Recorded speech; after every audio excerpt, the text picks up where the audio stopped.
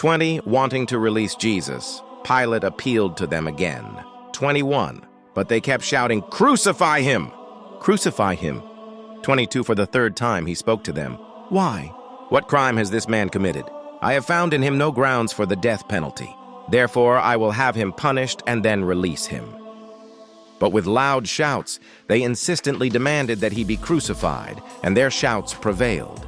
24, so Pilate decided to grant their demand. 25, he released the man who had been thrown into prison for insurrection and murder, the one they asked for, and surrendered Jesus to their will, the crucifixion of Jesus. 26.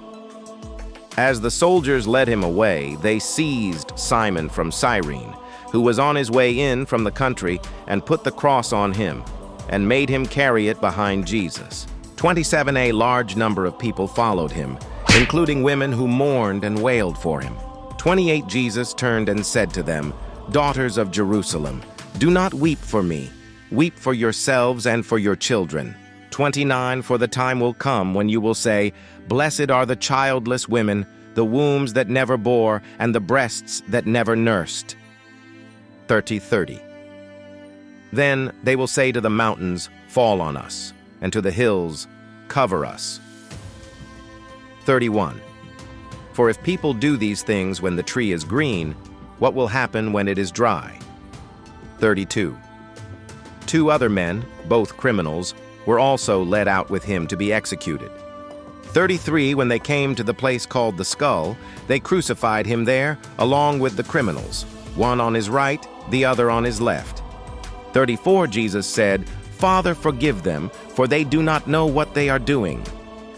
And they divided up his clothes by casting lots. The people stood watching, and the rulers even sneered at him.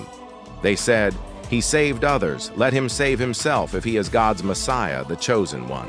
36, the soldiers also came up and mocked him. They offered him wine vinegar. 37, and said, "If you are the king of the Jews, save yourself." 38, there was a written notice above him which read, "This is the King of the Jews." And one of the criminals who hung there hurled insults at him. "Aren't you the Messiah? Save yourself and us." But the other criminal rebuked him. "Don't you fear God," he said, "since you are under the same sentence?"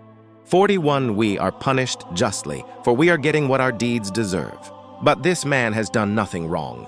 42, then he said, "Jesus, remember me when you come into your kingdom." 43, Jesus answered him, "Truly I tell you, today you will be with me in paradise." The death of Jesus. 44. It was now about noon, and darkness came over the whole land until 3 in the afternoon. 45, for the sun stopped shining, and the curtain of the temple was torn in two. Jesus called out with a loud voice, "Father, into your hands I commit my spirit." When he had said this, he breathed his last. 47, the centurion, seeing what had happened, praised God and said, "Surely this was a righteous man." 48, when all the people who had gathered to witness this sight saw what took place, they beat their breasts and went away. 49, but all those who knew him, including the women who had followed him from Galilee, stood at a distance, watching these things. The burial of Jesus. 50. Now there was a man named Joseph, a member of the council, a good and upright man, 51, who had not consented to their decision and action. He came from the Judean town of Arimathea, and he himself was waiting for the kingdom of God. 52, going to Pilate, he asked for Jesus' body. Then he took it down, wrapped it in linen cloth, and placed it in a tomb cut in the rock, one in which no one had yet been laid. 54, it was preparation day, and the Sabbath was about to begin. 55, the women who had come with Jesus from Galilee followed Joseph and saw the tomb and how his body was laid in it. 56, then they went home and prepared spices and perfumes. But they rested on the Sabbath in obedience to the commandment.